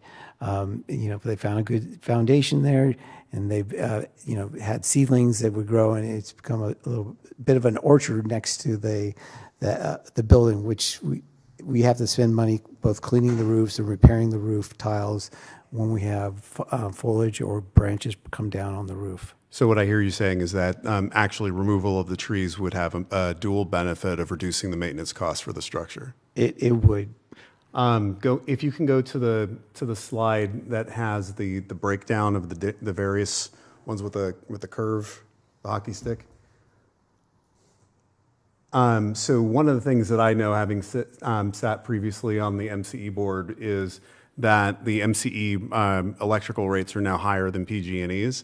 And that there is the hyperinflation that we've experienced over the last few years has really affected utility rates. So would it be fair to say that this is potentially a conservative assumption on what the rate increase could be for our utility fees? It's always very difficult to assume what the rates are going to be at. The 5%, when it was proposed, and this slide was created almost 2 years ago now. It was probably on the upper end of being liberal. I don't know how you want to say it, but higher end. But in the last 2 years, you've seen how quickly PG&E's rate has gone up. So you can probably make the case that 5% is reasonable. Now that's 5% a year each year on average, essentially. No, it's obviously not going to be 5% exactly every year, but that's sort of the calculation. I would be clear to the council, right now the numbers are relatively even, right? The net savings is around $300,000, which is not a lot over 25 years. So when you get the PPA numbers back, it'll be very critical to see, well, is the 40 cents being, because this is all based on 40 cents, did you get one at 40 cents or is it higher? Or are you really going to look at what is the rate going up? Is it more than 5%? Are we still chasing it to make a prudent decision? You're obviously not going to know exactly the future, but you're going to have to make that. And you're going to have to hold a public hearing to make that call that you are saving money in order to follow this government code. You can obviously still just decide to build something under a public contract code process, but in order to qualify under this more, a more flexible approach, you have to show a government savings of dollars to be able to go under this code. And this is showing PG&E, and as I mentioned, MCE is actually higher than PG&E right now. No. It is. So what I would caution as we look at this is that by having our own facilities to produce generation, we are providing ourselves with a level of stability of those prices over years that we cannot be guaranteed from external providers, including MCE. And I would also add that remember that a lot of this cost too is including your redundancy, right? So you are getting additional benefit than just the trade-off of the electricity where you're getting it from. So you are getting additional diesel generators and battery backup. So when a PSPS does happen, or just an outage, that you now have your own microgrid system to be able to keep the lights on for that time period. And then the purpose of the diesel generators was to provide additional time beyond what batteries can just, reasonably hold without putting like 1,000 batteries out there. The thought was, okay, you use the batteries for a day or two. Hopefully you have still some sunny and it'll recharge, but it won't go 5 days essentially. And so the diesel generators is that secondary backup to be able to keep the lights on beyond that point. Thank you. You done with your question? I am. Okay, thank you. If I can take a turn here. First of all, at last week's MCE board meeting, they announced that they are under PG&E, and I assume that may mean that PG&E has simply raised rates recently, so they can, say that. That's an on average, and I'm not. It isn't germane at this moment. I want to commend you for moving this forward. I'm going to ask a question here, but moving this forward so that we get actual quotes, because we need that information, right? The question I have is, why aren't we calculating rate of return as the criteria for evaluating? Are you talking in terms of like your cost analysis of holding the money? The comparison of options, which option gives us the best rate of return? Certainly could add that into the calculation. I mean, especially since it's a 25-year project. I see your point. It's weighted up front in terms of the PPA fee. That may well be, anyway, but it's not been done so far. I think ideally you want to get the PPA price, and then you can sit down and make that projection. I think it's reasonable to assume not only inflation, but what your investment of those dollars could be otherwise as well. So, right. Other questions? My questions and comments have been already asked, so thank you. Sean, you want to? Well, you were asking earlier about PG&E rates, and so back, I put up on the slide a slide for PG&E rates from the August 28th, 2024 presentation that I gave on PG&E rates, and we've already hit the 40 cents a kilowatt hour. I pay the bills, right? And so I've analyzed the bills, and we've already hit that. So back in 2001, when I was working for PG&E as a consultant, it was 10 cents was the high number. We thought that was just incredible. And PG&E has both gas and electric, and we could do both sides of the fence to try to save money for the customers and stuff. So, now we are at 40 cents a kilowatt hour, what it averages. And I did, I'm using the state numbers here. This has come from the state on the increases.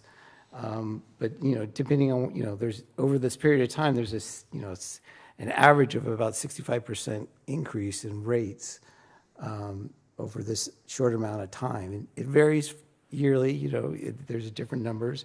At one point, we had a drastic increase in 19%. We're not saying 19%, we're saying it's going to, 5% is what we're using. And, while we think that's a big number, looking back at history, it's happened. And so we're just trying to position the town to have a stable cost, at the same time have resiliency in the system and have our backup generation there. So in an emergency, the town could be serving the community. Thank you, Sean. Graham, do you have a question? I think the majority have been answered, but just to recap on what we're currently solving for, it's business as usual at our town locations with some plan for future expansion and some level of redundancy that we've clarified to the extent that we feel that that'll be included in the draft RFP and come back with potential responses. Do we expect to get RFP responses, even though the draft hasn't been provided yet. We haven't had a look at it, whether or not it comes back to council. But what's your expectation for what we're solving for and what will come back? Well, the direction from council was to go forward with the RFP, and then after we get the proposals, come back and present those to the town council. I don't, Larry was talking about the PPA, but I just want to stress there is a upfront, if the town purchased it, option also in the PPA RFP. So capital cost or a PPA cost. We'll have both. And again, we can do a negotiation with, if depending on the economics, we can figure out a system that works for us, or we can walk away, this is not for us. But until we actually have pricing, it's a lot of speculation that we're doing, and we will not know what the market will provide until you see the numbers in front of you. Gotcha. So we could expect a menu of options, solutions, components, Yes. Inclusive of basic generators or some more combination of solar, battery Yes. generators as backup. And from a site location, we have what we have. We've explored other opportunities. I think I'm satisfied with staff update. Look forward. Does the RFP, is that something we get an update on when that's ready to go out? Does it get represented? We will, to of us? course, let the council know that it's available. And if you have any individual, feedback, you can provide that to the town manager or myself as appropriate. Great. Look forward to it. Thank you. Yeah.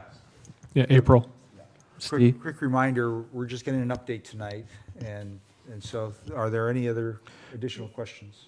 Just a clarification, is the library been eliminated?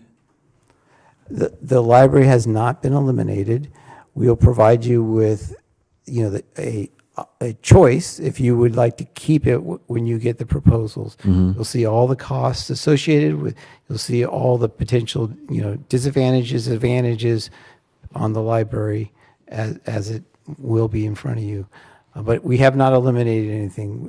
This presentation is just to give you an update on the process that we're going through and the things that we are, learning about as we go through and fine tune things. Thanks. Any public comment? Casey? Just a quick question. Have you considered looking at the average without the outlier of 19% for price increases?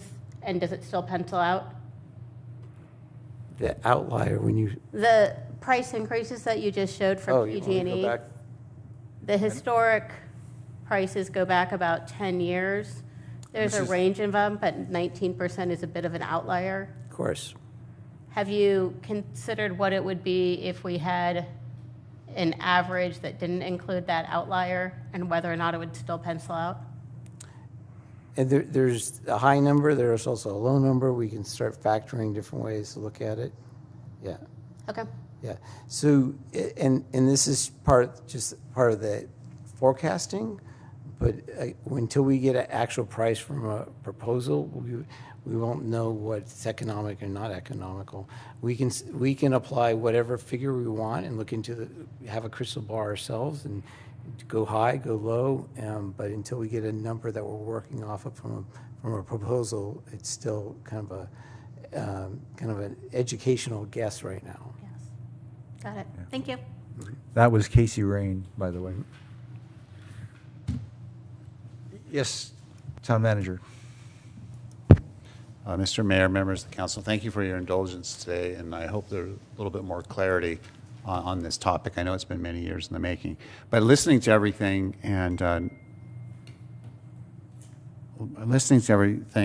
that has been said and looking at this for 2 years now, it seems to me, Council, there's 6 sort of categories that you're going to ultimately wrestle with. I don't know why that keeps beeping. In any event, those are not necessarily in this order, but what I heard here. The cost will be a factor. So whatever proposals come in, this will all be data-driven, so you're going to have to wrestle with the cost. We're going to have to wrestle with the engineering capability and capacity of these different scenarios, because these are not easy sites. If these were easy sites, a decision would have been made. Third category will be aesthetics. That's important, plays a role, right? Because these are not ideal locations. Risk, these sites have older buildings, and we're going to have to make decisions about retrofitting the buildings. Forget about the energy stuff, right? But we have aging buildings, and will we always be at these locations? Right now, everybody's probably thinking, yeah, of course we're going to be here. But as the town evolves here, we have the infill development, there might be more suitable locations for some of these uses. Even though we don't envision that now, nobody's planning for it now, but you're going to have a recreation and parks, recreation, open space master plan coming up, right? And who knows what the library situation will be like 10, 20 years from now. A fifth category will be the environmental benefits. That's what I think got you here to begin with, right? Let's show sustainability, do something good for the environment, and lead by example. So that's a factor. That's not always cost-driven. And then lastly, sixth category will be the community reaction. These are things you as the decision makers, you're going to have to think about these 6 categories. So that's how I see it. I sort of view the world through a spreadsheet because I'm a finance guy, but those are the 6 categories that you're going to be wrestling with. So thanks for your time this evening. So Scott, is under cost, is that rate of return, is that included there too? Yeah, we're going to add the rate of return request. Absolutely. Good, thank you. Yeah, we'll definitely make sure that's in there because the money is a main driver here. As great or as lofty as the goal is, if the taxpayers can't afford it, they can't afford it.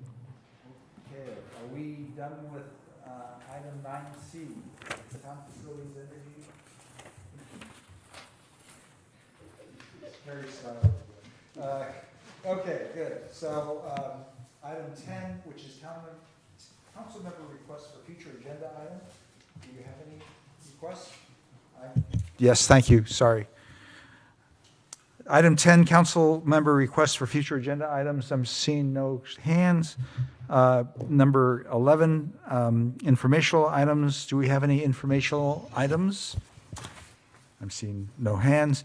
Town manager follow-up and announcements. That's item 12. Scott, do you have anything that you want to follow up with? Mr. Mayor, members of the council, a few things. So on the Measure T parcel tax resolution, we will revise that, have the signature line, have the mayor sign that on behalf of the council.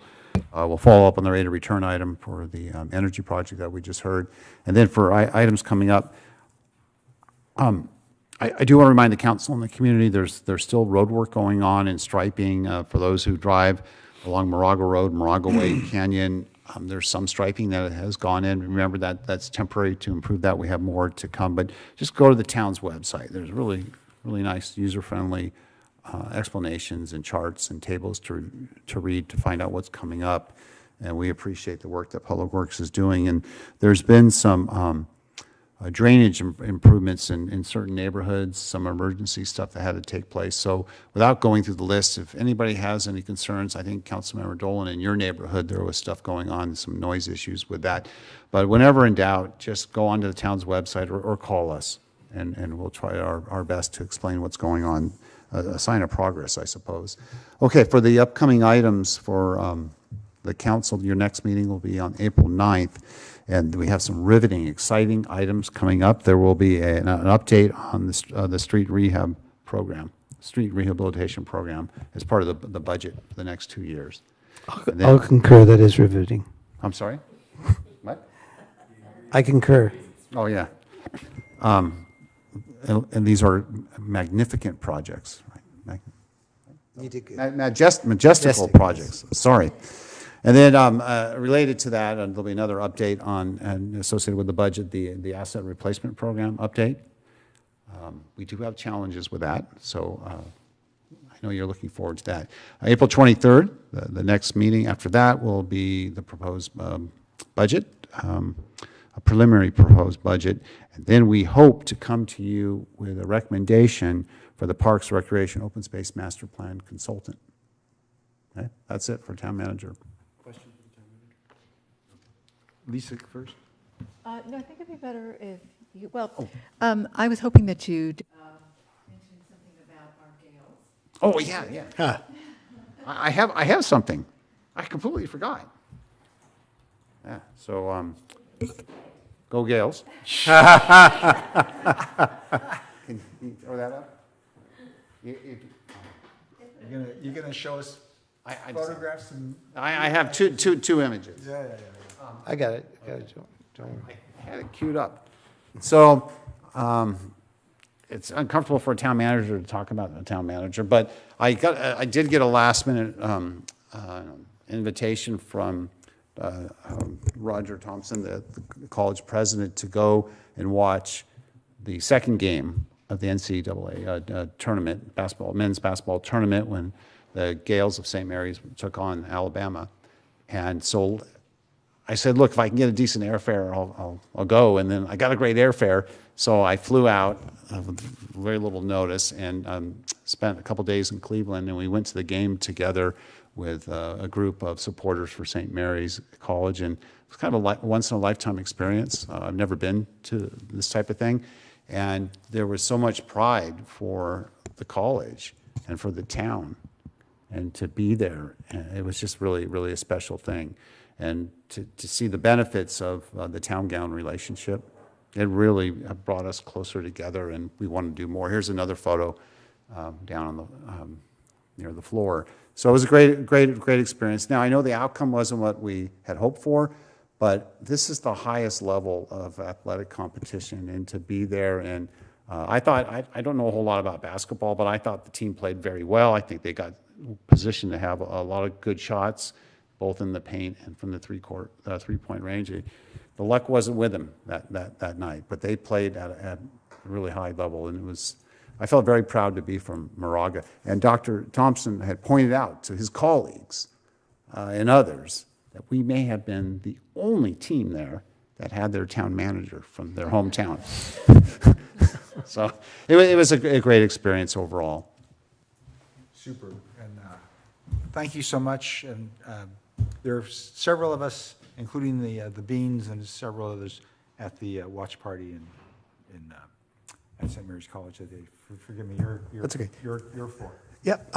Just wanted to ask you also if you provided an update on the good work that we're doing on the road improvements. Can you give an update also on the Measure X funded vegetation management that's been going on, which has been rather impressive? Putting me on the spot here. There's been, and I think Mackenzie Brady, our Parks and Rec director, is here. She might have a little bit more knowledge. But there's been an aggressive effort here to remove a lot of fuel, vegetation, and it's happening like on a weekly basis. And there's been a fair amount of Measure X funds. I don't know, Mackenzie, if she's still here, because she coordinates a lot of it, and I don't know, Sean, if you're up to speed on some of it. But again, go to our webpage. People can call us. So we do notify the neighborhoods if they're going to be impacted. But we're doing our level best to remove as much as possible. But I need to say that the Moraga Orinda Fire District, they're leading the way. We're actually following their lead. We're working with them. So I'm sorry I don't have all the data. I do remember you did suggest I come with that information, but I'd suggest anyone go take a look at the Hacienda to see the work done there. And I can also say that with my house abutting Mulholland Ridge, that the fire break, the 100-foot wide fire break that was done in over 4 days a couple weeks ago is really impressive, and were what a lot of the folks in my neighborhood were really begging for. Yeah. So given the fire risk, really great work. Well, Mr. Mayor, members of the council, I'd like to point out, because we do get some concerns from residents saying, hey, you're clearing all that stuff. I know that's beneficial for fire prevention, but what about the critters and the vegetation and concern about that impact, right? But there's a checklist that the district and others have to go through. So they do look for the rare animals or the nest and all that sort of thing. They don't just go in there and start clearing without scoping the stuff out. We've been seeing coyote, deer, and great blue herons, so I think the wildlife has been doing fine. I know, but I'm being sensitive because we have to represent all the perspectives, and so it's a pretty thoughtful and involved effort, and there are certain times of the year that we're not allowed to remove vegetation. Okay? Mm-hmm. So with that, I hereby adjourn the regular meeting for March 26th. Now, we're going to have a special meeting, so don't anyone move too far, but we would like to get a photograph of the 5 of us for MCN. They're seeking a photograph of the town council. So can we take care of that real quick? And while whoever wants to, it's going to be really short before we go into closed session, so not going to be very exciting. Do you want to do it seated like that image over there? Because we have the seal in the background. So I'll put it on here. Actually, do we need public comment for closed session? Yeah. After the picture? We're not starting. Stand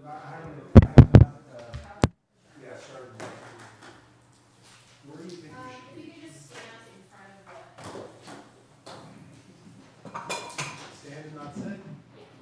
Because then it's easier for you to squish together. Avoid having my tuck. We're up here? Up here, yeah. All right, thanks for doing that.